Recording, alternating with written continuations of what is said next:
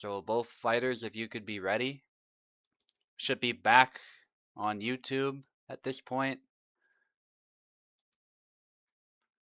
Just waiting for my parsec to reset. Hopefully the connection is better. It's a little strange. Something went a little bit wrong with the Pico and next fight. Definitely should not have been a slideshow. I'm hoping it's better now.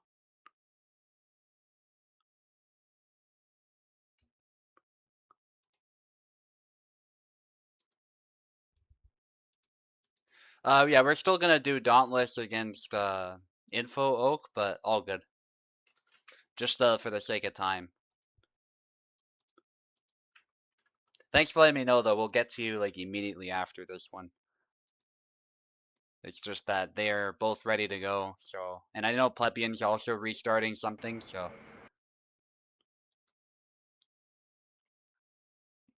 let me check YouTube real quick just to make sure the stream is actually on.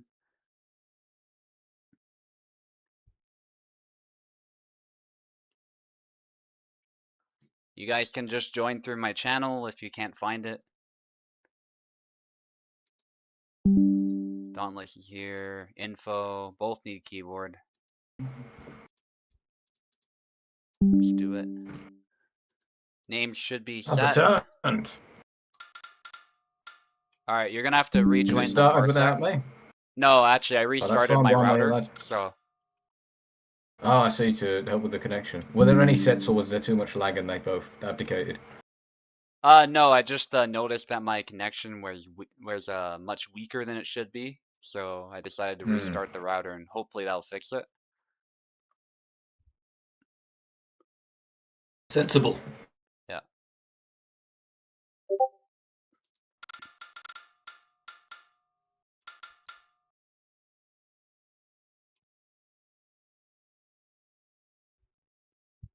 I'm actually looking at it right now just to make sure. It's looking a lot better already. Yeah, that's where it should be. All right. Some sort of hiccup with the router, which happens sometimes, but I fixed it, so we're good to go. Sometimes a refresh is all you need.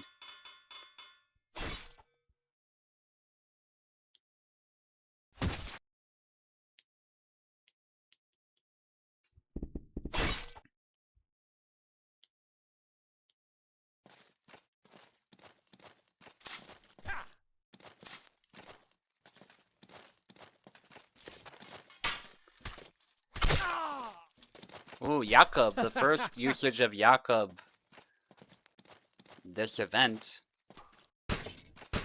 We'll see if anyone's more practice with him, or if he's destined to be a bomb. I'm joining the parsec, by the way. Alright. Bit of a pause there, too. I don't know what's happening. Perhaps me joining.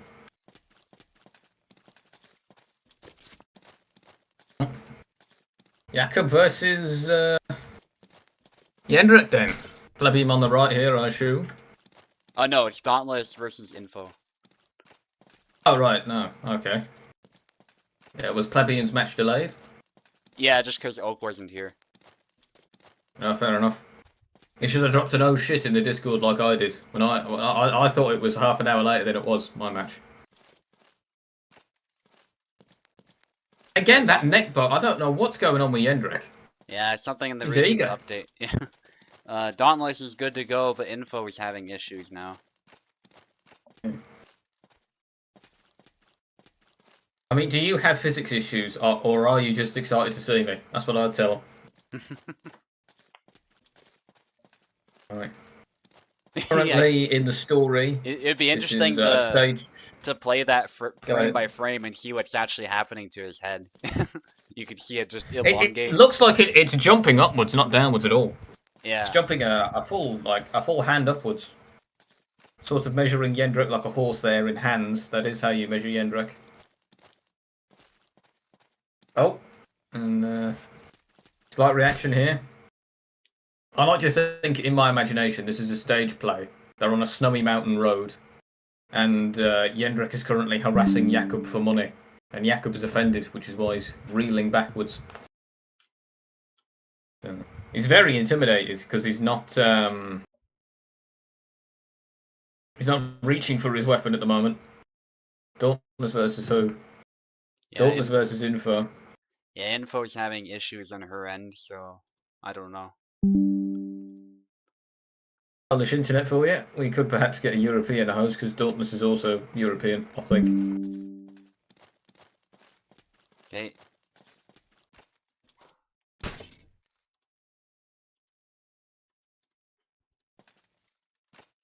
What's going on here then?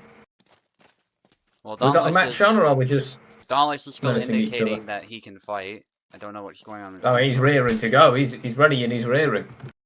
But we see no shortage of pauses. Now, how would you personally rank this matchup? Because we've seen Jędrek have a surprising amount of success this USFC. I would say Jakob has the edge just by virtue of being a saber. I think Jędrek is way too exposed. And the small sword is probably pretty good against the Fokosh as well. That's true. He's got a wide body, a bit like Gideon with his high health, and he also has a poor auto guard, so perhaps the short sword of all characters is best against him. Whereas most long guards don't work. And the match has been postponed. Miss Info wants to message us, but behind 5 seconds of delay, we can't say what it is. Perhaps I will get the message via Morse code. Yeah, Plebeian will probably be shorter there. Well, grand. That's I'll be honest, that's the match I wanted to see anyway. Plebeian promised me that it would be a good one before this. They've apparently gone back and forth on wins many times. And are evenly matched as they come. Two veteran elites of the server.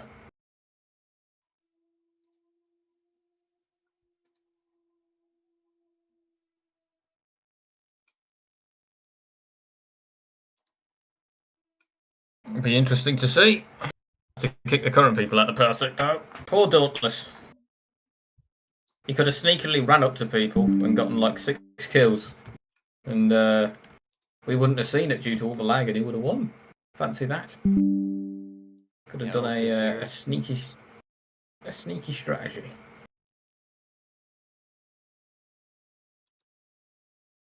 Waiting for Plebeian.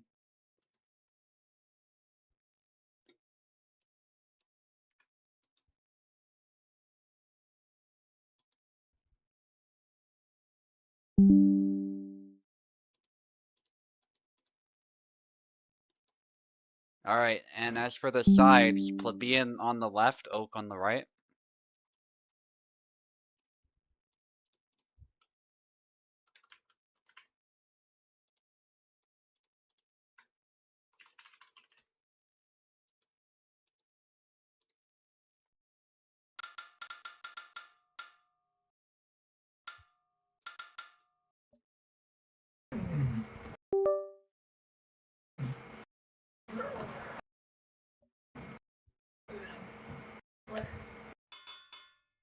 Let's see it. Yazoo against Zera, no surprise. Indeed, the two sticking to their mains at the moment. Hellish for a long time was playing around with Connor. Oh, bold sidestep there, puts him in left foot forward. Yeah. And abundant aggression does not pay off for him. Plebeian loses the first flag. Playing defensively, by the way, guys. Let me know if it's lagging or anything. Currently engaging in retreating cuts. Yes, they're cupping around as he's wont to do. Yeah, good. Attempt at a stab there, that is very effective as a punish. Ooh, but the unfortunate punish there by Jacek, who was just sneaking in between these double whammy combos, right in the recovery. Tries to get him there. Yeah. A nasty cut to the leg. Ooh. Yazek's guard. That also got. Yeah, it's a pretty miraculously. strong one. Yeah. You mean that Zera? I mean, Zera's is good. Typically, it fails at range there, but he was just able to find the right position. Ooh, double. Bit of a double there. We'll see plenty of those if he's going to be relying on retreating cuts, which you really have to with Zera. Oh, what a beautiful counterplay there. Intercepting with a single tempo strike. Yes, changing his strategy here, attempting to weave around the edge of his opponent. Nice. Oh, and a stab right for the chest. Yeah. Just ignored everything. That leg sweep was just for show, clearly. That is a bold sidestep to use. Yeah. In measure, out of measure, at any time, really. I've never known too much success with those. And Oak just punished them Snap right cut away. there. But it is even now. Again with the sidestep, but Oak is always ready to punish it. Exactly. You can't be taking advantage of him. And the thing is that I've noticed over time... Oh, that's an unfortunate feint there. He fainted, but got punished as a result. Oh, again. Oh dear. Out of everybody on the server, Oak is the best, I think, at shutting down tricks. He's very, very precise with his attacks. You cannot get away with mistakes against this guy. If you start making mistakes, you will lose flag after flag. And Jacek, of all characters, is the king of speed. Yeah. Yeah, he keeps up with Barabash really well, which gives some perspective there. He's definitely really fast. Oh. Attempting to run forward here, doesn't quite find his mark. Nice. Oh, but the feint into the second strike, regardless. Jacek just charges forward there, and tidily gets the first round to himself. He did tighten up a bit his play there towards the end, Plebeian, with some defensive manoeuvres. But we shall see. I doubt there'll be a change in strategy or character, as these are the two's mains, but it remains to be seen. And we shall have to see what the next round awaits. Yeah, same characters. Because his dash is one of the fastest in the game, isn't it? With old Jacek. Yeah, I would say so. He is slow to get started when you walk with him, but in short bursts, he can cover a lot of range really quickly. To the side as well, his side steps are very good. Yeah. Excellent stab there. Those stabs are giving him some remarkable leverage in this. You can't approach so eagerly, or he'll punish you badly. Nice. Oh, retreating cut as well. Intercepting the swan dance. I don't know what was going on there from the hopping back and forth. Keeps going for the blade beats, but is never able to quite capitalise on them. Yeah. And Oak here playing a bit defensively. Yeah. And I think it's a bit to his detriment against a more powerful weapon such as arrows, but Oak eventually comes back to life and does find a good hit.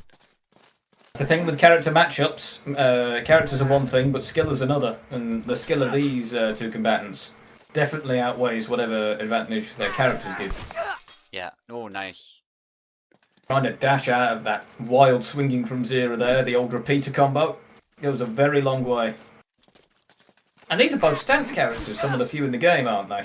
Yeah, that's true. Yazuk in particular, his left foot forward is closer to Gideon as far as the stance position, and his attacks change completely. It's like he has two different styles, almost. We can cut there. And the same thing for Zera. But it's not so much two different styles, it's levels of risk and reward. Left foot forward, more risky, worse auto guard, longer recovery, but much more range and power, as he always walks into his attacks. We see there, nice sidestep into the retreating cut, and the snap cut, and in a complete change of pace, Plebeian's about to take this set quite tidily to himself. We'll see if Oak lets that happen. Oof. Yaz's head got rattled there, but there we go. Plebeian still gets it. But a mild concussion before getting impaled. I think the headache is the least of his concerns. Yeah, Plebeian evens the match.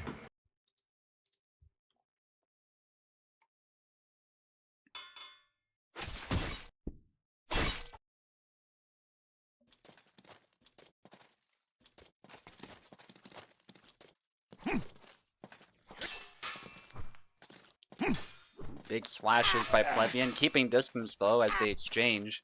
Yeah. But Plebeian... A couple of active parries too. Yeah. His stamina Leg sweep missing. He's exhausted, but he's just about recovered. Will his opponent fall into the trap? No, he doesn't. No. A sidestep punishes that stab right down. A stab perfectly gliding off the blade. Nice thrust. But a few too many attacks there. Punished quite well. That's a very good, and I play Plebeian, not Plebeian. I have played against Plebeian, but I don't play as him. I've played Zera many times, and in this matchup, that thrust in particular has given me great success. Where often You can use it as a run-in check, and Yaseks, they love running in. Yeah. Yeah, and especially when you have the range advantage, being able to claim space from your opponent becomes super important. Indeed. Nice. Retreating cut there. Giving his opponent a little more than just a little nosebleed. Yeah, probably cut the nose right off and then some. Oh, yes. Oh, wow. There's Barely surviving, whiffing that attack. Hit to the chest there, exhausting his opponent. And exhausting him completely. He's barely hanging on. Yeah, there it's it not is. enough. Oak will not let you get away. If there's an opportunity like that, he will hit you. He's like a dog with a bone. He's going well for these sweeps here. The punch! The punch! That was nice. Beautiful aggression. Yeah. He knows he needs to close in. And zero right out. Yeah. Take the space. Perfect to the hand. The feint there. That is a spot where Zera is vulnerable too. Is right to the hand. I don't know what he did there. He hit him with a mind trick and a leg kick, but it somehow is blocked. Plebeian, showing off the Jesus magic, pulling out some miracles by hitting him without touching him with the sword. Ooh. And then getting him there with a nice sidestep to the chest. Yeah, he could have gone for the triangle there, but he didn't. Oh. Underhow. Yes. What does how mean in the German language? Is that strike? Yeah, basically strike or cut. Like one of those two. Makes sense. I would say strike is probably the more accurate translation, because you also get, like, the murder howl, that's murder stroke, right? And that's not a cut, that's a strike. So I would say strike, personally. I always thought it was as such. I did speak a bit of German in my youth, and still do now, but whenever I speak to Germans, they beg me to stop. Beautiful use of the triangle there, weaving right beneath his opponent's guard. Of course, this is close, closer than it was the first time around. Oh, nice. But that sidestep does not find its mark. From a flurry of blows from his opponent, and that leaves Oakenilix 2-1. Yeah, one more needed for Oak.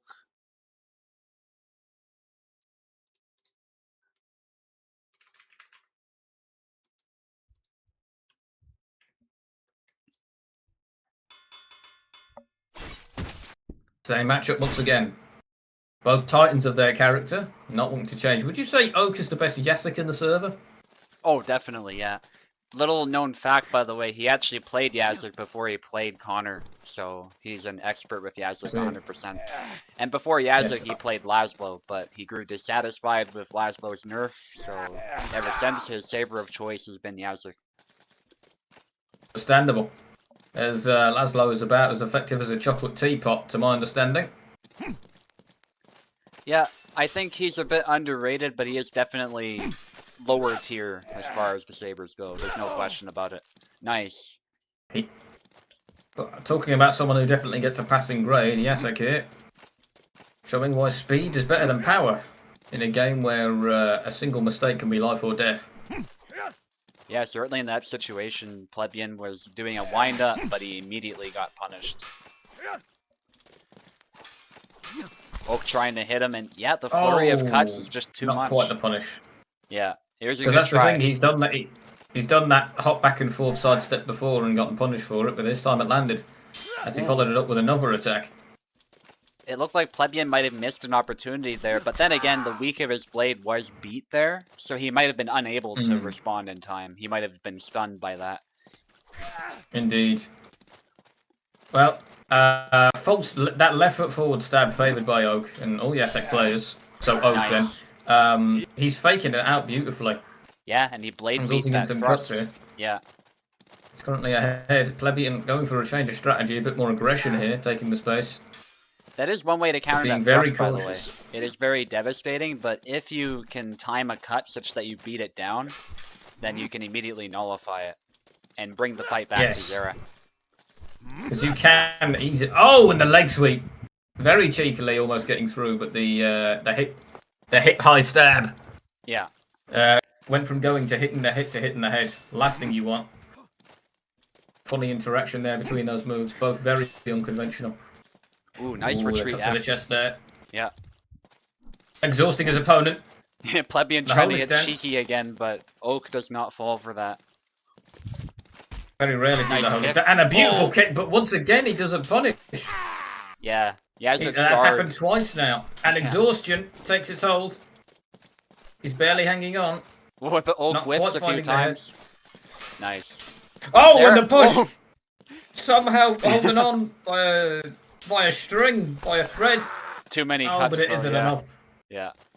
Overwhelmed and in the corner and exhausted. And that's an example of why sitting back and trying to defend does not work. If you do that too much, your guard will be overwhelmed. Yes. And you run out of space to walk backwards.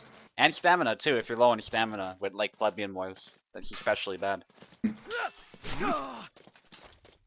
Complete change of strategy here is turning from a can opener to a sniper. Finding his arm beautifully there.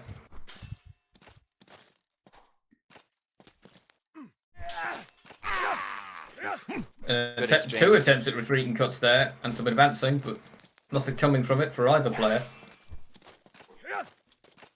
Good use of sidesteps there. But that's the thing, he's Mr. Average in everything, isn't he? Other than speed, he's got a decent sidestep, decent cuts, and decent health. Yeah, well, his guard is really good too, but otherwise I would say so 100%. And that's another example of good balancing. He's not good at everything, but he's good at maybe one or two things, and really good at those things, right? Also has good moves. And then average. Well. Yeah. Oof. And then we see Oak take the set, but not for once of it a challenge. That was a beautiful fight between both combatants there. Yeah. Yeah, well done. Dauntless Well against Info is up next. I'll just ask Info if she has figured out her setup, what's going on with it, because she's had those delay issues before. If not, we can move on and do a different fight. Dauntless, you will get a fight no matter what, of course, but alright.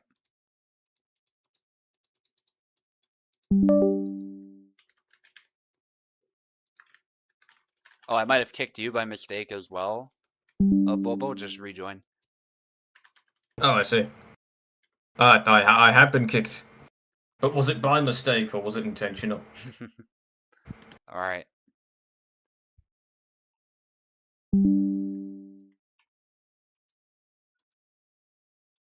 Hopefully, whatever they've done, it's worked. This Miss Info is now up to the plate once again. Just Info, rather. Yeah, then we have Toda against a beer, actually. He asked to fight the best, so I was like, sure, you can fight the best. So he's gonna fight a beer. Platypi against Grid Square after that. Platypi also fighting for contention for the title. And Castar will figure out who he's gonna fight. Probably a loser, but we will see. Indeed.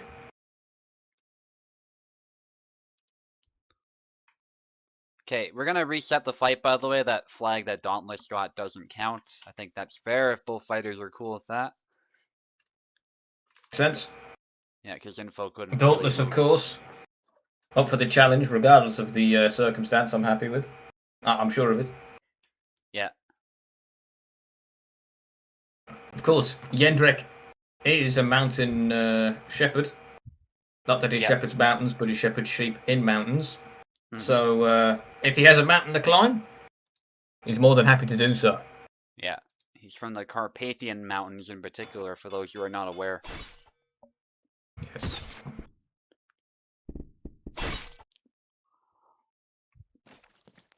And his culture is still around today. You can find Fokosh dancing, where you see people wearing similar outfits and playing with the Fokosh, so it's still a surviving tradition.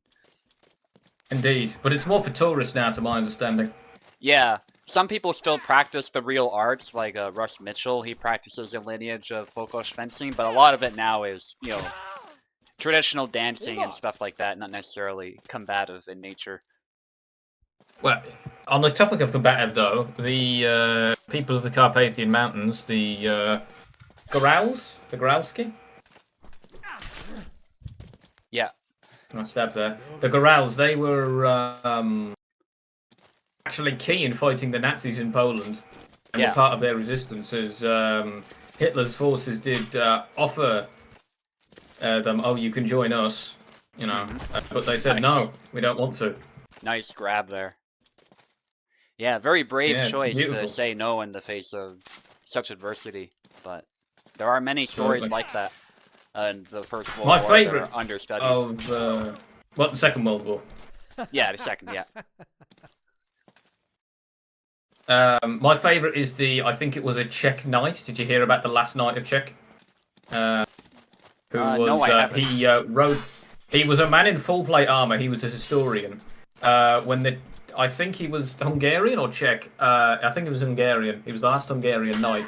And when the Nazis came to occupy his country, he rode out in full plate armour and a horse to stop them. They did just go around him and they laughed at him. But it was like a sign of resistance. Yeah, I see. They never took his house, though, to be fair. But he didn't do much after that, to be fair. Right, yeah. But regardless, an excellent movement. He did survive the Second World War as well. Yeah. And that is a favourite story of mine. I like the fantasy of the noble knight fighting the dark technology of the present. Right. Mad Jack Certainly spurs Churchill the was a fun imagination. one, too. Brought a longbow and a broadsword in World War II. Was he the one who was missing an eye? I don't know if he was missing an eye. You might be thinking of a different guy. The unkillable I'm soldier. thinking of a different guy. There's someone the unkillable. He fought in World War One and World War Two, and he wanted to be in every single war. He loved war and killing people. Yeah, well, he was in the Boer War replaced his eye too. with a glass eye. Yeah. Yeah, so he was a really old guy because that was in the 1880s. Yeah, and he was missing a hand by World War II because he lost it in World War One because he got shot. He got shot in all sorts of places. But even after that, he was captured by the Nazis and still managed to swim to safety and escape as an old man, which is insane. Yeah, he was just built of something else. On the topic of someone built of something else. Jendrik took the match whilst we were reminiscing about the great men of history. Yeah. He's also one of the few people who fought in World War One, and he said, "I quite enjoyed the war." Like, Yeah. not many people said that of World War One in particular. He was gassed, not in the sense that he was hit with mustard gas, but in the sense that he was very happy to be there. Yeah, yeah. He must have been like a psychopath or something. I know he was like one of the good guys, but you've got to have something wrong with you to enjoy that many wars. Mm-hmm. Yeah.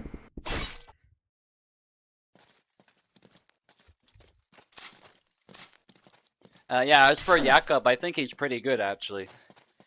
Very good We variety. speculated about the short sword working here, but Jendrik, famously terrible long guard and weak to stabs, but he can keep up with the surprises that Jakob has in store for him through just raw aggression and speed, which he has in spades. Yeah. Of course, Info really wants to use that small sword. I really wish you could start with it, even as somebody who doesn't really like the small sword. I know some people do. You can. You can press the... Well, no, you can pull out the saber. My mistake. Yeah, you have to start with the saber, yeah. And then the disadvantage that puts you at pulling out the short sword, it's not a very quick animation, despite the speed of the weapon, so he can often take no shortage of space. Jendrik's bouncy neck coming out there. Again, that's Russ Mitchell won't tell you that, but that's a technique he also knows. He won't teach it though. Yeah, he was very impressed with Jendrik when we showed him the first time, even before we did the videos that I did. He actually did a interview with Quest, and he was very happy with Jendrik. So. The Australian Quest. Yes, that guy. Of the server. Yeah. I thought he was okay. This is somewhat. I don't know if I'd call it drama. I thought he was Chinese because he owned the Asian Hellish Quart server, and he just gave off that vibe. But no, he was Australian, which is very funny because those are two very different things in my mind. But regardless, the match here quite even, as Info was adapted quite well to the matchup, I would think. Yeah, they're both glass cannons, and Jendrik's head is... I can't unsee that, it's just going apeshit. It's going... And, well, it's going more than apeshit, it's been pierced. Nicely done, yeah. Yeah, with that running up stab, the Superman punch. That's what's his face? Barabaj has a stab like that, doesn't he? Where he flies in like a bullet. Kind of like that, yeah. A bit shorter range, but similar idea. It's called the Thunder Punch Indeed. in the community.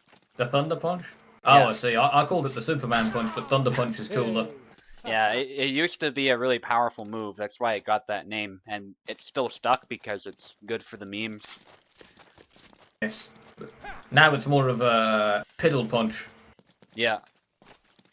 You There's very times where it rarely will see, work, but I think it's a good thing it was nerfed. It used to be pretty ridiculous. You could just launch it and immediately hit through guard, which was a bit much, so. doing that in real life, I mean, it's an incredibly cool move Yeah. for it to work. Any flying strike is like the Super Mario we see there from Yendrek, the jumping strike. Does that move have a name? I call it Super Mario, the little jump up and slash down. We don't have a name for it, no, but believe it or not, Rust actually teaches that technique, and the idea behind that is you set it up first, you don't just throw it naked. But once you've set it up, it's really hard to block because you're striking a lot further out than your opponent thinks you'll strike, especially if they're used to blocking a sword. The axe head will come right through and hit you. As we see right there, the axe head goes right through the guard. Yeah. And Yendrek can endure seemingly any punishment. And you call him a glass cannon, but he actually has, according to Misinfo, who was in this match, who posted the statistics, slightly above average health. Yeah, that is true. He's a glass cannon He as just far lacks as an not auto having a guard. guard. Yeah, exactly. Yeah. Yeah, he's a glass cannon in the same way that the world's strongest man is a glass cannon against a full auto shotgun. Yeah. Yeah, so in real life, obviously you don't want to jump all the time, but especially if you knock your opponent's saber aside and then you jump forward, like they suddenly have a really dangerous threat that they have to deal with, and it's very difficult to block. I see. How would you deal with that as a saber? Would you just like back up? Yeah, you'd get the hell out of the way. Or you'd try to block the side of the axe head, probably, instead of trying to block it with a regular hanging parry. That's also dangerous, though, because if you're not quick enough, that's going into your shoulder instead of your head. Yeah, for sure. You'd have to be pretty athletic, I would say. But then again, somebody who's jumping at you is probably pretty athletic as well, so... I wouldn't say the average person would be doing that regularly. No, absolutely not. Another double there. That is adaptation from Misinfo, however, is with Yendrek, you cannot afford under any circumstances, in my experience, to be cautious. You must strike and be aggressive because he lacks a guard, and if you don't take advantage of that, he'll destroy you, as we see here. Nicely the done. Accuracy on the strikes, even against someone that's lacking a guard, the accuracy on that short sword leaves a lot to be desired, as Jakob there appeared to be trying to swat a fly that was near Yendrek instead of actually hitting him. Yeah, and what especially doesn't help is that it doesn't have an edge, so it can't graze you if the point misses. So that's also another problem that he has. But it makes sense for the weapon. Like, you literally cannot cut with that type of a cross-section on a blade, so... Attempting to seemingly go into a boxing match there with Yendrek, as Jakob dashes forward with no weapon equipped, perhaps a misinput there. Yeah. From Misinfo. Oh, nice. Dashes right in. Before info can even draw, you can press A in the intro and spam it, and he's guaranteed to draw the saber right away. But if you don't do that, there is a chance for your opponent to rush you down. That was one of my strategies, because Jakob, he has many tools against being rushed down, but it's dependent on the player to use them. Yeah. So, so long as they don't have the fast enough reaction time, you can get a few flags by surprise, but... Yeah. Here, Info not going down without a fight, as she responds beautifully with that cut to the leg, picking apart her opponent. Nice dash. Thunder Punch. Yeah, it's a Thunder Punch of sorts, can be really powerful, used properly. Call it the Lightning Wallop, maybe. That's a good one. Uh-oh. Oh, and the unfortunate combo there, and that axe head was brutal. That kill looked more brutal than all the others, because I swear, that swing went right through the jaw. Yeah, and that closer range, too. The small sword is not going to do very well. You've passed the point, so he cannot cut. And basically his best chance to somehow get out of there or to grab you. But against the wall, No chance. Yeah. Jendrik there, dauntless, taking control of the centre and using his character strength to his advantage. And unfortunately, Jakob's surprise mechanics aren't all surprising when used every time. Very well played to both players. All right, Toda Dauntless, no against doubt, will be Abir. happy with that result. Neither are appearing online, but that doesn't necessarily mean anything. I often appear offline as well, so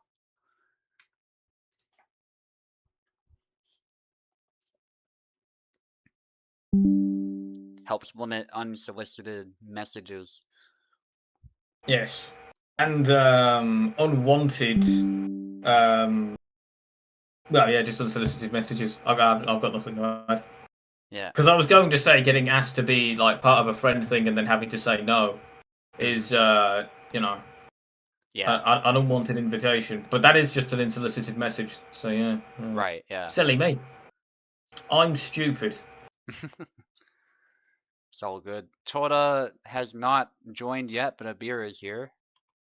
If Toda doesn't join, Abir has nothing to fear though. We'll get him to fight Castar, I guess, because Grid Square wanted to fight somebody besides Castar, so we'll have Platypie fight Castar in that case. Indeed. And I personally hope I will be fighting later today, as I would like to pad my record with 2 wins. Yeah, that is another option as well. We could have you guys just fight right away, but we'll see if we can I'm get not fighting a Platypie beer. to prove himself first. I know I'm a contender. I've fought a beer twice and I lost both. No, thank you. You can fight Abir's someone not a else. contender, so you have nothing to fear. You won't be able to. You won't Thank have to fight Christ. him. Yeah. Hold on, I'm getting cold. All good. Thank you.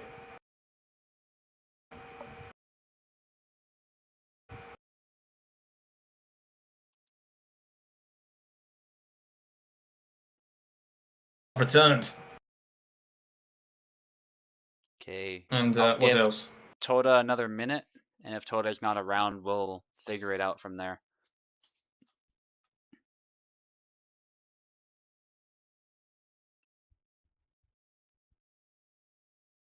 Yeah, I think we'll do Grid Square against Abir.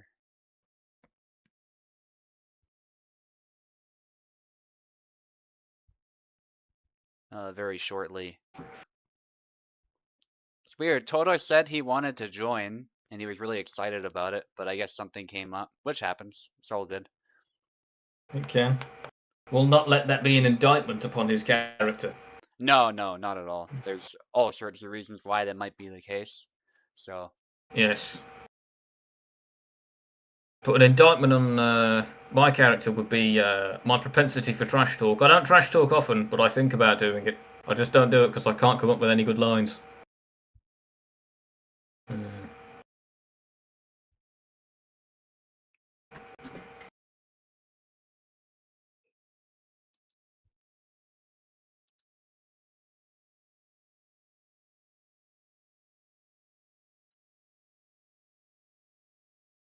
alright, Toda is not here, so I'll put him at the back of the queue, and we'll just have Grid Square fight Abir.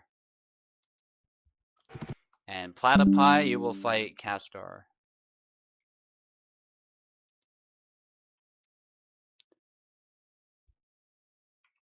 There's a discussion currently in the Discord server trying to talk about short sword Jakob's place within the meta. And I must say, I consider short sword only, small sword, sorry, not short sword, only Jakob to be the worst character in the game. I wouldn't go that far. I think there's worse characters like Hassan or Sava. Oh yeah, I forgot. Well, Jendrik is, in my opinion, the worst character overall. We've seen some success today, but I stand by that. It can be debated. Yeah. He has the lowest win rate of 34%.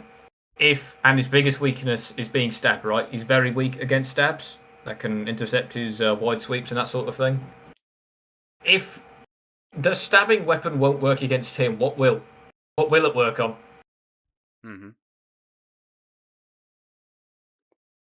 Alright, Grid Square on the left, Abir on the right.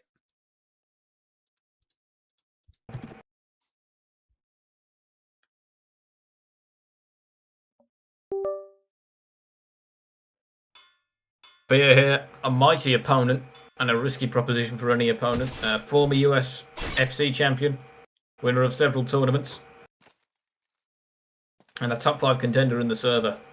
The best Barabaj in the server as well, and perhaps in the world, because the only other Hellish Quart server I know of is the Asian Hellish Quart server, and unless there's a secret karate prodigy in there, I don't think there's anyone threatening this guy. Yeah, definitely second best at the very least. He's a very good Barbash player. Indeed. Oh, it certainly has their work cut out for them. As they lose the first flag here, perhaps ominously. And using Calc of all people, once again. Calc has some mediocre success so far and gets a double there, as he is wont to do. But in this matchup as well, neither walking speed is fast, but especially in his left foot forward guard, he's very susceptible to those sidesteps, as we see there. Yeah, that was a snap cut, actually. Sidestep into a snap cut. So, very well done. Beer learned that from Luck and I, who play Barbash. That's a really cool trick you can do. You can dash to the side, but then still launch the snap cut to the hand. And especially if the opponent's tired or trying to wind something up, they will be interrupted. And the frailty of Kalkstein being revealed here. Ooh. That was a hit, as he's dying in a single stamina. hit. Yeah. Whereas opponents is always dying in 2. I wasn't aware that low stamina decreased damage. I just thought it made you risked being exhausted. And, no, it debuffs you in all sorts of ways, yeah. I see. Bit like real life then. Yeah, see, that component of it's pretty realistic. I think people mostly dislike the fact that you instantly become, like, asthmatic and you can't move when you lose stamina completely. A lot of people would like that aspect of it changed. I think it's a necessary ingredient for balancing the game. If you could just spam weapons but then just do it slowly. Yeah. Like, Father Zero, for example, the back X cut, left foot forward. If you could just spam that all day, it could be a bit unfair. Nice. Clearing space with that sword. Getting in here with some beautiful cuts, taking up lots of space and fighting for the center. Yeah. And he's making some adjustments here, using that reach to his advantage against Abir. Abir's a very fast opponent. He loves keeping the pressure on, so it's not easy. He's not an easy opponent to fight, especially if you have less experience like Grid Square does. But that was beautiful. The back X interrupting that whiff sidestep. And yeah, Toto's not here, I'm afraid, Plebeian. Oh, exhausting himself here. Lack of stamina made manifest. Yeah. And down he goes, but so far Toto has done a very good job of adapting. Wait, this isn't Toto, is it? Who is this? It's Grid Square. Grid Square doing a very good job of adapting to his opponent, and Grid Square, well, doesn't have the accolades of his opponent, is perhaps the best Kalkstein in the server, at least to my knowledge. Yeah, he's up there for sure, but Abir starting to get an advantage now. I think his experience is proving to be an edge after he's felt his opponent out a bit, but we'll see. Indeed. Because Grid Square might have adapted to him, but Abir, of anyone, he's susceptible to the tides of change, and he can read the room quite well. Yeah, that chop's a great move in this matchup as well. That was well done on his part. Especially when Grid Square charged in like that. Made it easier for the chop to land.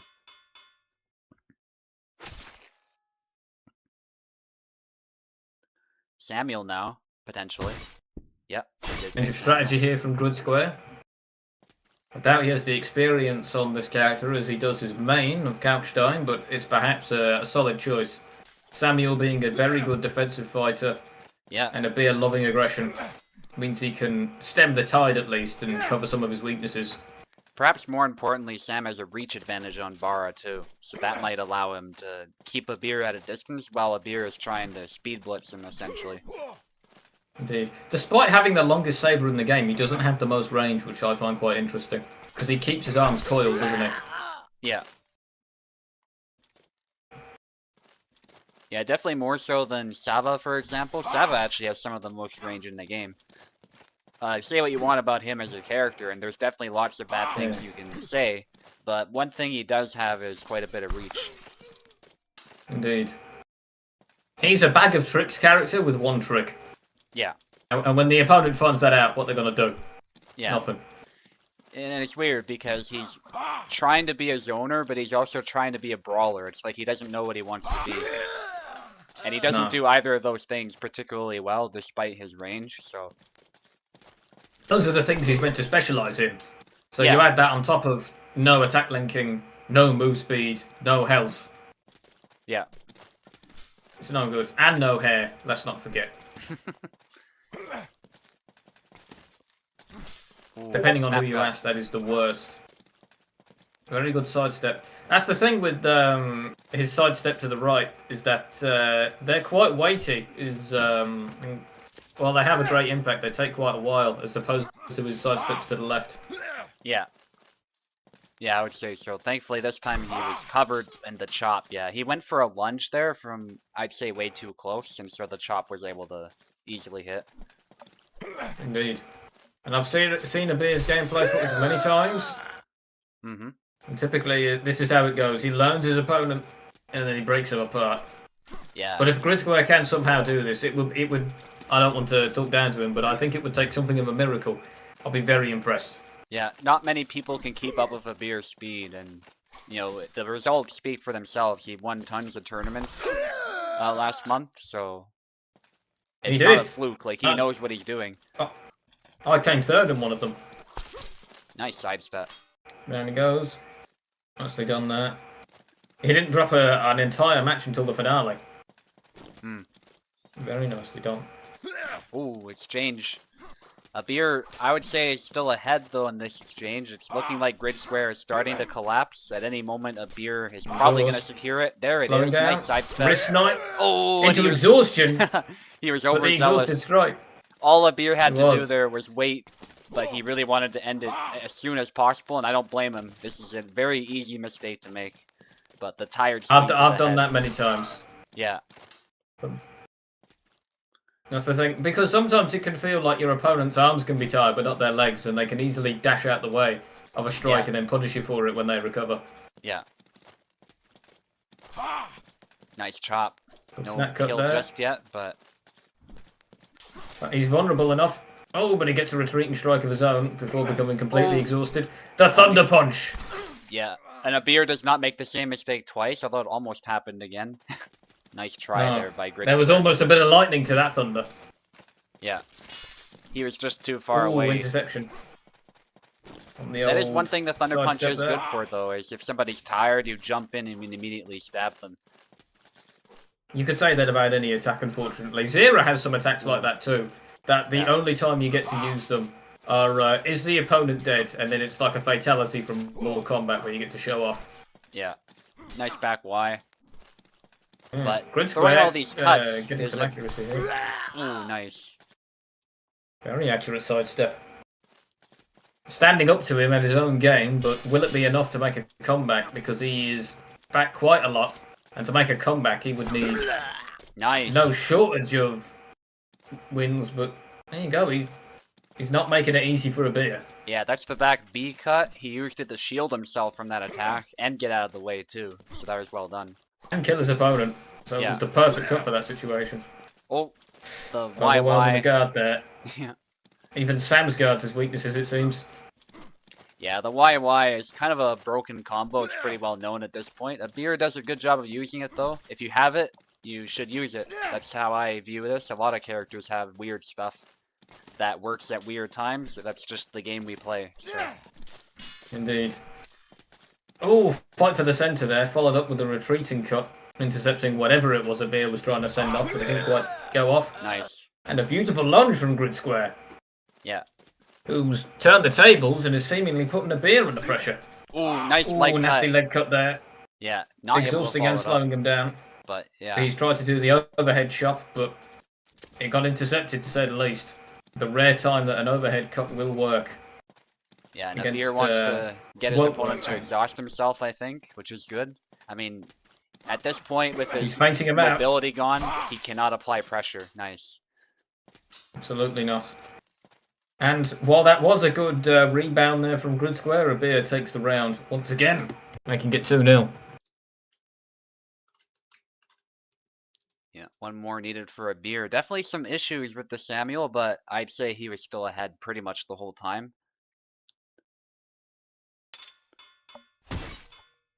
Oh, yeah, he meant to use Barabash there. Good. All good. Very rarely seen switch off from Barabash. I don't think I've ever seen it. Another strange strategy here, though, from Grid Square, even after that decent showing last round. He doesn't want to repeat, and he switches to Isabella. I've seen many people get success after switching to Isabella. Double. But so far, despite that her weakness to sidesteps, apparently Isabella, I'm told, is a good matchup into Barra. I would say so, yeah. If you use her snap cuts really well, you can interrupt the sidesteps, so you have to... With Barra, there's a bit more work on your part to set them up first before you throw them. Because otherwise you'll be hit first by the longer weapon. Nice. As we see there. The power and reach taking him off guard. Yeah, and the beer was moving around too, so sometimes people don't realize this, but if you move back or you move to the side, sometimes you're actually presenting an opening to your opponent that you might not realize that you're providing. So sometimes to block something, you actually want to stand still.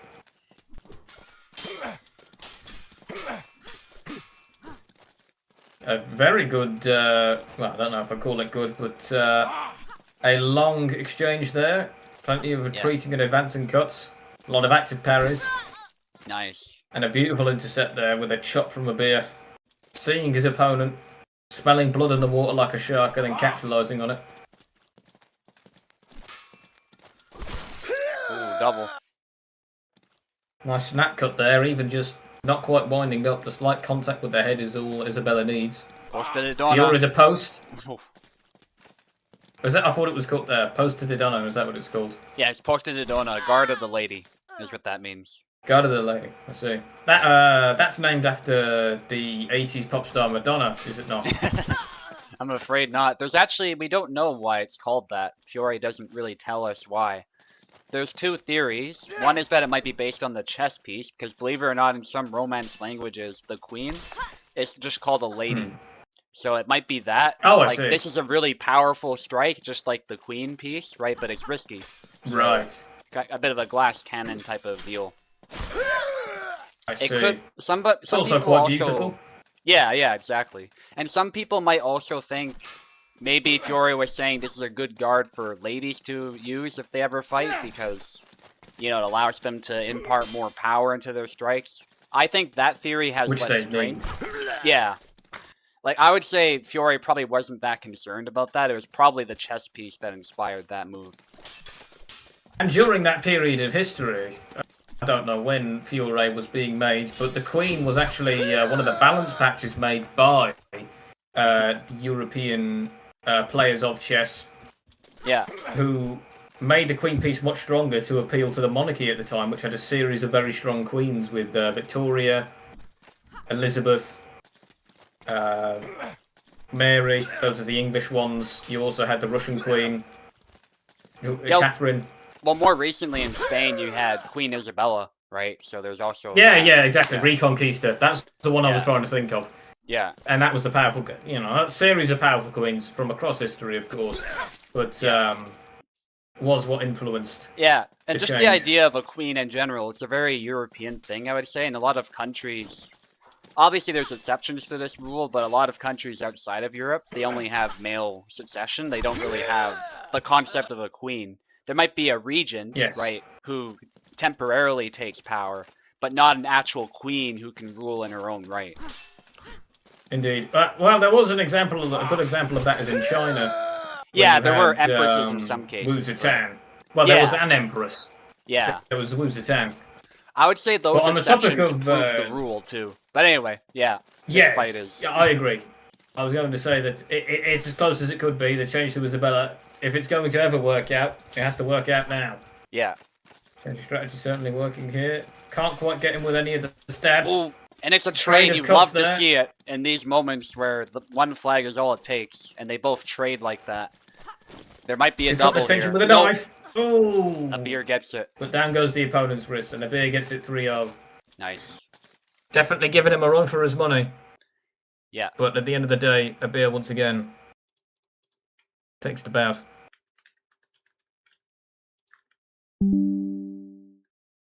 Okay, Castar and Platypi.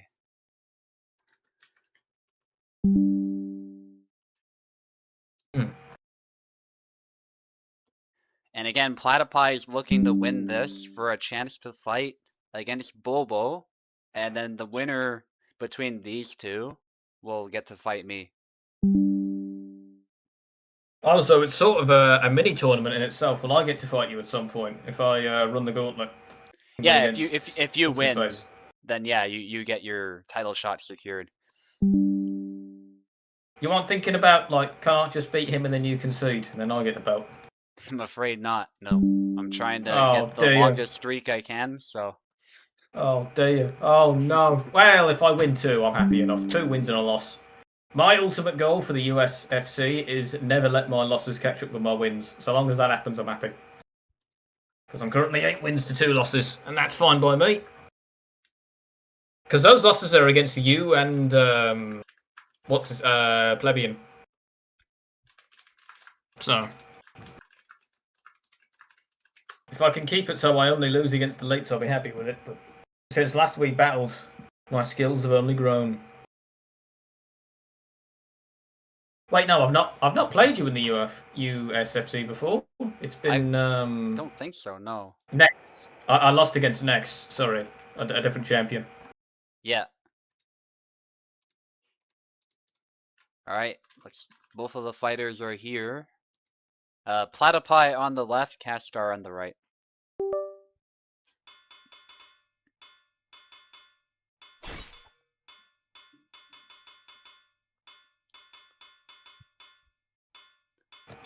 Who's Castar gonna pick? Gideon? Interesting. Okay. We don't see Gideon a lot lately. I think he's in an awkward spot. He's not like top tier. He's not low tier. I don't know. He's kind of average, I think, as far as his raw strength compared to other characters. A good player can make him work very well, though. There's no question about it. But indeed, as we see here, he has the endurance to keep going after even all those blows that would fell an ordinary opponent. This is collectively some of the most health you can see in a match, isn't it, of Hellish Quart? Yeah, Gideon has the highest HP stat there is. I think there might be one other character that has equal to him, but yeah, his is very high. Third highest. He does have fast cuts too, fast, powerful cuts. Obviously, his guard suffers a lot though in turn, so he has some good advantages, but crippling disadvantages if they are used against you. Obviously, his reach is somewhat limited as well. Yeah. And that's what I've been telling some of the new guys. They're like, this character has all these major issues. They must be buffed. And I'm like, well, we don't really need another Denise, right? We don't need another... No, exactly. Or Isabella, right? Well, they keep... I looked up the health values, and apparently he has mediocre health. But when I fight Denise, he, like, tanks like Gideon. Is it a bug somehow? I'm pretty certain it's a bug. It's not confirmed, but I'm pretty sure he's not supposed to be taking hits like that. No. Yeah, because I once hit him with like an up and down combo with Zera in the arm and then in the shoulder, and it's like he didn't care. He just took it and kept going. Yeah. Risk really, up there. Like more characters need to be balanced like this, I think. Like they do some things really well, but then there's some crippling weakness that can be readily exploited. Exactly. It allows for counterplay, and then how do you build around your weaknesses? Yeah. That leads to strategy. Yeah. Like for instance, even when Marie was the weakest character in the game, Gideon's lack of range made it the worst matchup for him. Yeah. Yeah, it was definitely a tough one. Nice usage of that move there. Castar taking the handbraid off. We don't usually see Castar using Gideon, so this is interesting. Platypi doesn't usually use Yawn either, so... Unusual matchup for both of them then. Yeah. Aren't his stats quite weak, Gideon? I'd say they're easy to overcommit with, but if they land, they're pretty good. They're kind of like Zera's, actually. I would compare them to Zera's in a lot of ways. Really? Zera's stabs are very good, though. my experience. I mean, some interesting dance moves there from Yan, Yeah, doing all sorts of river flow dancing and exhausting yeah. himself, but recovering there. Ooh, and he follows up Ooh, with and a the good A fake cut. out there. Nice feint, yeah. And hits the hand, showing us how exposed Gideon The can be, weakness but of the also guard. at the same time though, he can take a fair few hits sometimes. There we go. A double. The saber over the head seems like, and I'm no professional fencer, I've never fenced before in my life. Very good feint combo there. I would say it seems like it's very weak. Why wouldn't you normally just have your saber out in the 3 position to block? Mainly to parry an incoming cut and to power up your own riposte. And you're also moving to the side, so you're getting an angle on your opponent. That makes sense, because you have gravity on your side if it's behind the shoulder. Yeah. So that move, you wouldn't throw it naked, because that's just taking an extra step that you don't need to take. But in real life, you'd be trying to parry and then doing that. Which you can do in this game if you're good with it, but it's kind of difficult in the context of this game versus real life. Well, it's not enough for Gideon here, sadly, as he falls over. Despite the fact that he has lots of health and can take many blows if they're spread across his body, to the arms and to the chest and what have you, maybe to the legs. Right, a single blow to the head will still put him down. Yeah, 100%. And that's He's what also I mean a big fan of Lord of the Rings, Gideon, because he says Orc Mule, and he's talking about fictional characters when he dies. Sorry, I cut you off there. Apologies. Yeah, it's all good.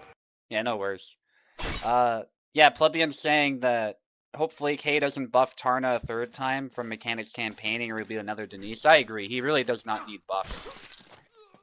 He's top 5 character for me. He's like the 5th strongest in the game, Tarnavsky. He is really strong, yeah, and he's made it to the finals a lot. Again, obviously he has weaknesses, but he needs those weaknesses if he's gonna hit so hard and hit past guard as much as he does. I think he's a fair top tier. He's got very good damage, but he has some weaknesses as well. Yeah, like Yazuk is fair because he has a lot of strengths again, but he's got certain weaknesses you can exploit. And he rewards precision, so if you just throw stuff with Yazuk, you'll be punished really easily. You have to know what you're doing with him. And Barabash is similar, he's fast, but he doesn't hit the hardest, he doesn't have a lot of HP. His HP is average, right? And stuff like that. Indeed. I like Barabash's story of how he developed as well. Instead of being from a school, he's just a lifetime of a successful mercenary is his training. Yeah. And there were lots of people like that historically. They didn't necessarily get formal fencing training, but they have experience in their belt, which is still valuable in its own way. More valuable in some ways, some would say. I would say, yeah. It's no better teacher than experience. Because I think having the grit to kill an opponent is probably the most important thing in a sword fight. Because if you hesitate, which is a very human thing, most people will hesitate if they're not trained or they don't have experience, in particular, actually killing somebody. You're gonna perform at a much lower level because you're mentally inhibiting your muscles, and you're not even trying to so much. It's just you're not laser focused on getting the task done. It's the plot of the moment. But if you're a psychopath like Couchstone, then it's no problem at all. Yeah. Because he only learns from books, but he's perfectly fine killing people. I think he's just crazy. Yeah. And it's true with soldiers today too. Like, you can have the best training in the world, but they call it the baptism by fire. Like, you really know whether or not you're a good soldier once you've had your first taste of combat, basically. Exactly, because if you try and spare the enemy, they will not give that same mercy to you. Yeah, and being shelled is not the same thing as, you know, sort of simulation shelling that you might get in training. It's not at all going to be the same thing. Yes. I actually saw, and this is perhaps straying a bit into politics, but I saw live footage from the war in Ukraine, and I thought, I'm never going to be a soldier. This looks like hell on earth. Yeah, yeah. Warfare is changing as we speak. The drones in particular terrify me a lot. They're doing, in many cases, most of the killing, actually. It's not even people anymore. Yeah, there's been fronts in Ukraine where robots have held the front for entire weeks. Just robots with no intervention. And it's still a meat grinder. We just wonder, what are we doing here? Yeah. Horrid. The delusions of the powerful, what they lead to. Yeah, 100%. Regardless, it appears that Platypi, or Caster was on the left and chose Calc in that last match, did he not? Yeah. So Platypi is He's about to on the win. back foot here, and Platypi is cruising towards Jakob. a certain fight with me. A bit of a flex there. That's often what I do too. If I'm winning a fight, I'm like, alright, I gotta try Jakob. Because I haven't practiced with him. He is very I really fancy. need to. Yeah. Ooh. And perhaps a lore accurate setup. Perhaps we're witnessing the end of Hellish Quart itself, as in the story, this is apparently the duel it's building up to. Jakob versus Samuel. And Platypi is trying to style on him too. You can see him waiting to draw the sword instead of just drawing it, which in this game I would say it's probably usually more effective to draw it first, as it is in real life. If you're sitting there waiting to draw it, you're always going to be slower. It doesn't matter how quickly you are drawing it. I'm vulnerable, no less. Yeah, because you're basically taking 2 steps to do the same thing your opponent can do in 1 step. So you're always going to be a bit on the back foot, unless you draw it like as soon as the match starts. Oh, but a good retreating cut there. Manages to guard his head and lead to a beautiful exchange. Yeah. Good sidestep there. One of the attacks that both him and Sam have, but yeah, it's not enough. I've compared it to Western duels too. Like, you don't want to approach your opponent with your revolver in the holster if you can help it. No. But being able to draw it quickly could save your life, but it's not something you should rely on. Unlike what Westerns will have us to believe, which is it makes for good storytelling, of course, but it's not terribly realistic. Once Upon a Time in the West is a good example of this, where he kills 3 people in like one go while whistling. Or Deadeye with Red Dead Redemption, which again is great for gameplay, but not how you'd want to approach a fight if you can help it. Absolutely not. The in sad news recently, apparently the orchestra, the head of the orchestra, the maestro, the music created for Red Dead Redemption 2 passed away recently. Yeah, I saw that. Yeah, that was really unfortunate. Very unfortunate. I didn't even play Red Dead 2 to completion. Even I think that game's soundtrack is incredible. American Venom, in particular, is a great song. The actor for Eagle Flies also passed away. I don't know who that is. Eagle Flies is an indigenous elder in the game. And he plays a central role in the story and getting Arthur to essentially, spoilers, you might want to turn off the volume a little bit. Sacrifice himself. Yeah. Yeah, but he gets Arthur to, sort of look inward, and especially if you play an honorable Arthur, to rethink how he approaches life and all the rest of it. Yeah. And it's sort of... Doesn't really make much sense if he's evil. Yeah. He's sort of instrumental in getting Arthur to change his ways, essentially. Yeah. He dies. Arthur is sort of the typical video game protagonist of the bastard with a heart of gold, is what I call them, like the Joels or the Kratoses or any narrative game, because violence is an inherent part of any medium, and you do lots of killing in video games. You need to have like an anti-hero protagonist, typically in a video game. Yeah. Regardless, Jakob doing a bit too much dancing around there, as Caster begins to make a comeback with Sam. Yeah. With strong orthodox playstyles. Yeah, the actor for Rainsfall, by the way, he's done a lot of work with indigenous people and stuff in Canada. He's Canadian, so really, really sad about his passing, but he was a legend. Thanks for doing the garden area. Hope that you're doing a good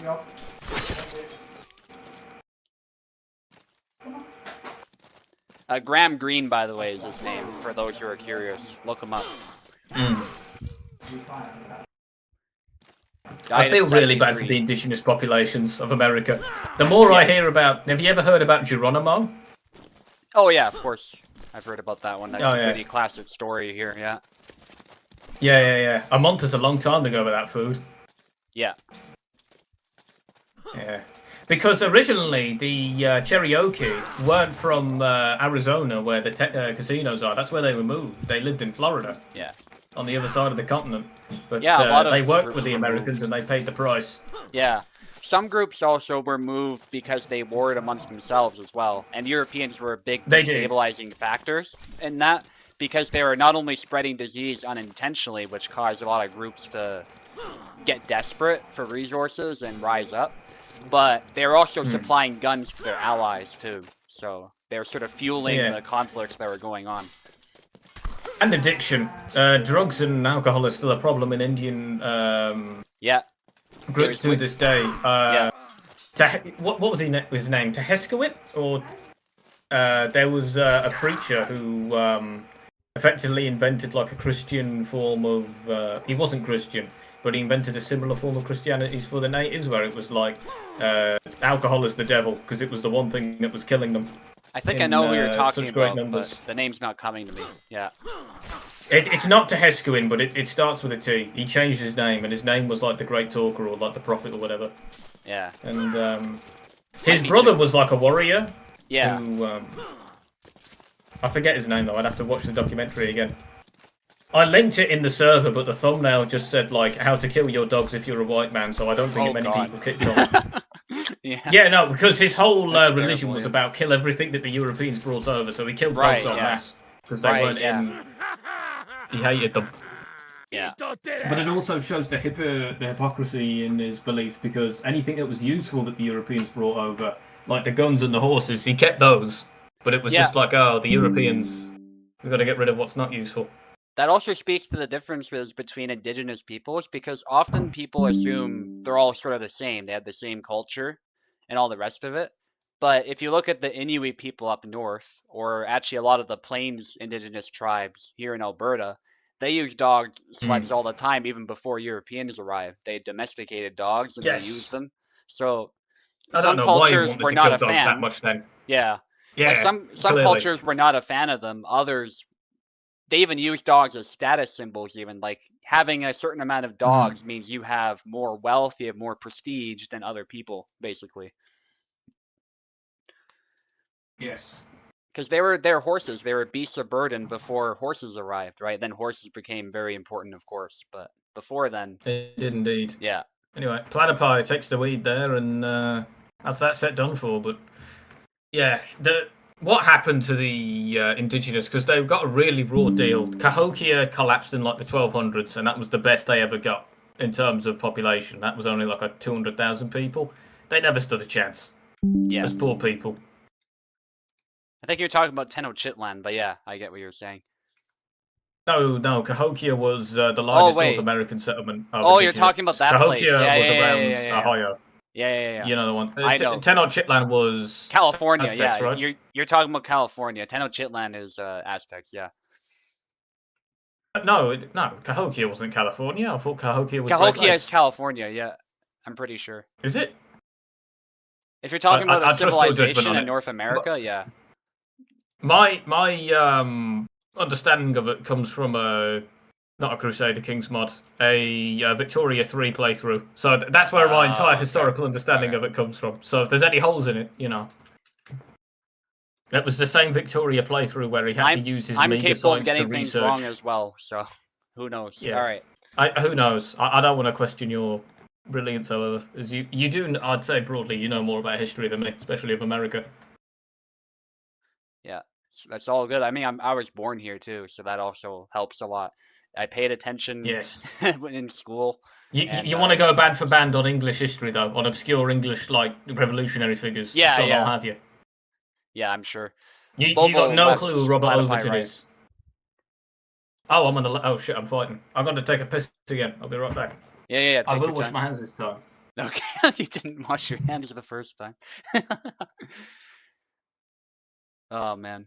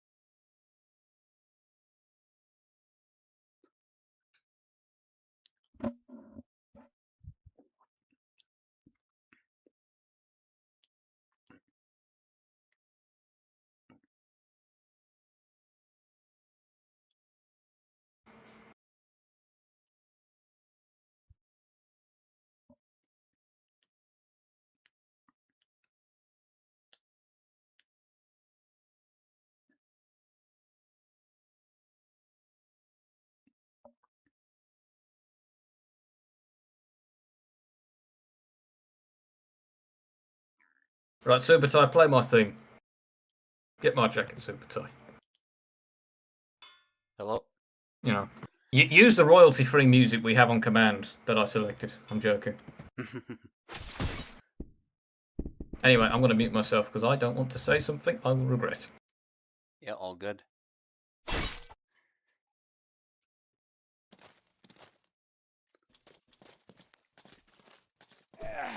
Okay. This is for the chance to fight against me, so the winner should stick around. Platypi using Jan again, but who am I to judge his choice? It's working really well. Jan is one of those characters where he's a bit of a jack of all trades. He's pretty straightforward to play, and he has a lot of really good tools. A lot of people talk about his stabs, but to be honest, his cuts are the reason why he's top tier. The stabs on their own are still counterable. They're very good, but they're not the be-all end-all. He does deserve his best rapier title, though. He is, you know, he's at least debatably the best rapier. Speaking of rapiers, something very interesting I've noticed lately is Marie is not being played very much. Maybe Radzig plays Marie a little bit, but a lot of the players who used to play Marie are very inactive. I'm not saying she's never being used. There's definitely been a couple cases, but it's rarer than it used to be. I'm not exactly sure why that is, because she was buffed, but...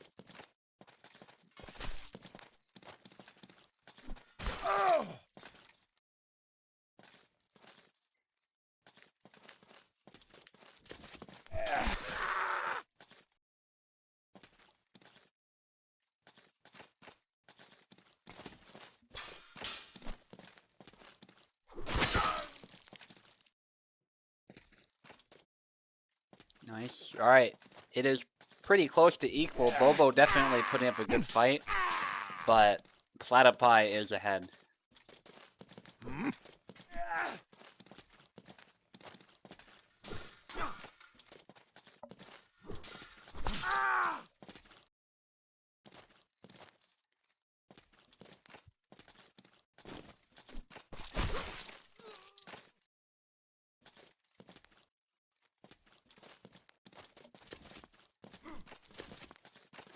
Big slash there, taking the hand off. Beautiful.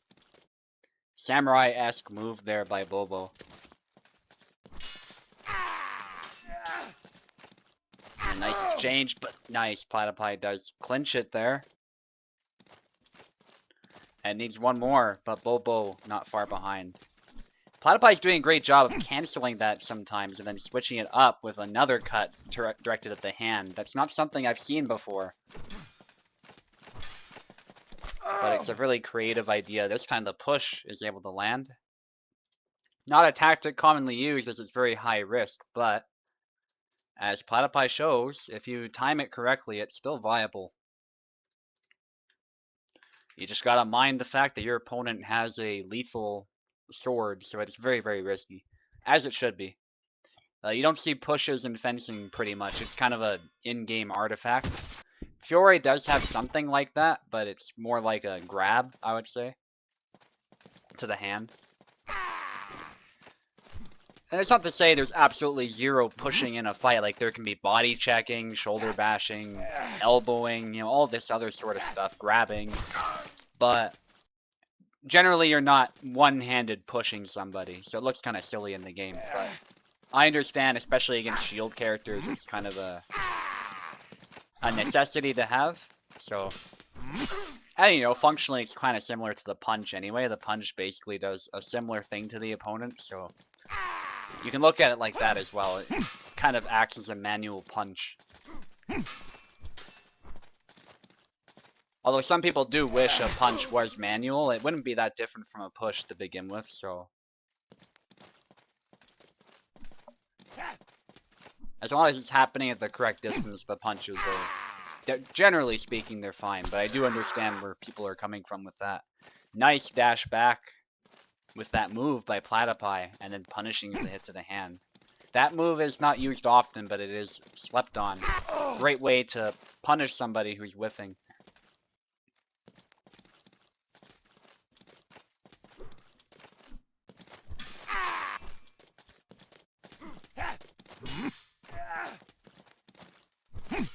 Ooh, nice parry of the thrust there by Platypi. Nice usage of long guard just now, but he did get blade beat. And there's Workow by Bobo. Bobo's still in this fight. And actually ahead right now. We could make it 1-1 if Platypi's not careful. Platypi trying to capitalize on those whiffs, but not able to do so. The corkscrew there is blade beat, but he does get out of that. Another blade beat to the weak, and yet another one. But Platypi keeps his cool. He knows that as long as he's out of range, those blade beats don't really mean much, so. Big slash. Not able to land it. Ooh, and the whiffs there are punished by that stab. I see what Platypi was going for, but Bobo was not allowing it to happen. A cut to the hand this time. Underrated, especially in this matchup to the hand. Bit of a trade there. Nice, there we go. This time he gets the whiff punish, does not allow his opponent to blade beat.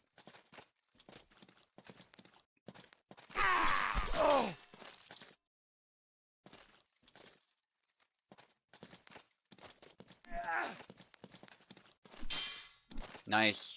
Trying to blade beat, but Bobo is not able to land it. And there we go. Nice parry and riposte there by Platypi. A closer contest this time, but Bobo was not able to win this round either. Platypi about to win this if Bobo doesn't change anything. Platypi, please stick around if you are available, as we still have to fight if you do win.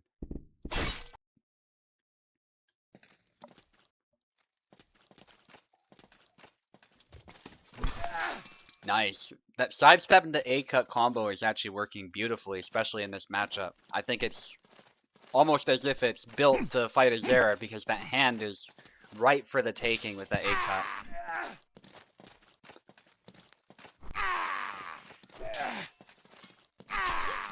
Chop attempt there. I think it was a little late, and so it didn't catch the stab in time with long guard. But it was a good intention there. Usually the chop does counter those types of stabs pretty well.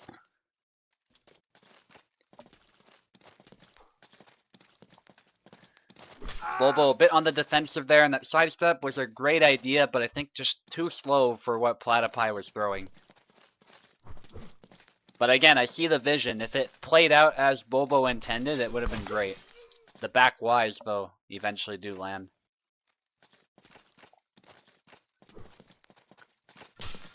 Push, but Bobo does the correct response to a push. This time it does land, but yeah, it looks like Platypi was struggling to follow it up as Bobo continued to actively defend himself.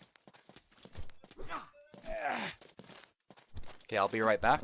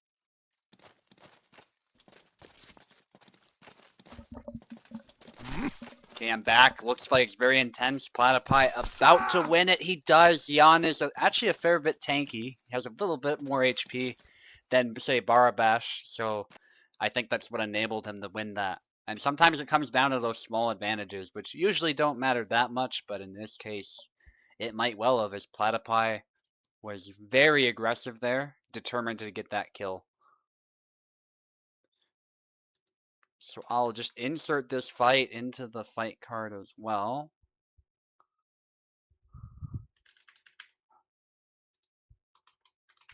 And the result, which was Platypi's victory. But a very close fight. Both fighters should be happy of how well they performed. I'll just let Platypi know.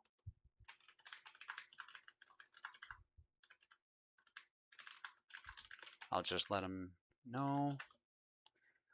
Platypi is fighting me for the champion belt. I am not warmed up at all. I was playing a bit of Hunt. I don't know if that's really much of a warm-up for this game. Hunt Showdown, that is.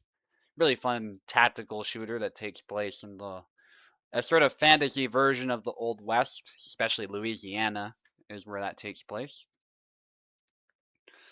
Anyway, I will take the left as the champion, but Platypi be on the right. Remember the touch tips? I'll just give the announcement and we'll be set. I'm just connecting my controller now. Not going to reinvent the wheel, I don't think. Okay, let's touch tips. Alright, on the left is yours truly, the champion. Currently challenging Mabara Bash. And looking to hold on to the title. I have one of the best streaks in the server right now in the USFC, and I'm looking to beat that record and beat the current record holder, that is Tau.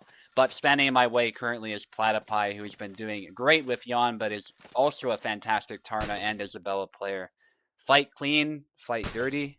Apparently my controller disconnected. Once I sort that out, we can begin.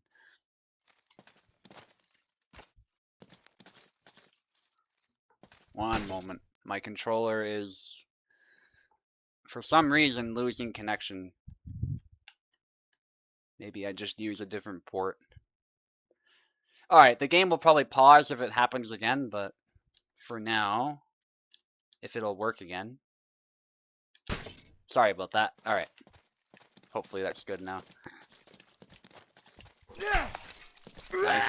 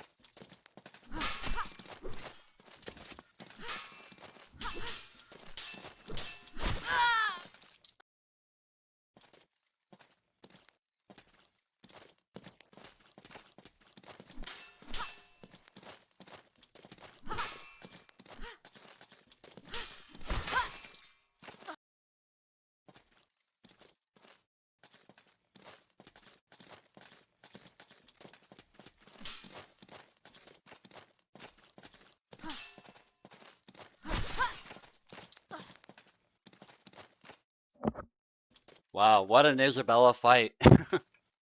Came down to literally the smallest of details. I managed to attack at just the right time and hit your head. That was fun though. I should not have used Jakob, of course, but I mean, your Isabella was legit, and I haven't practiced with them, so I mean that's about how I would have expected it to go anyway. But I had to try him once, and the Isabella fight was very close. It could have gone either way. Battle for Alberta, and it ends with me the victor, but it was by one flag, so it's the best you can really ask for. I'll put Platypi as the challenger in the fight card, and I'll just end the stream with that. Thanks to everybody who showed up. It was a good event as usual, and I'll see you next time.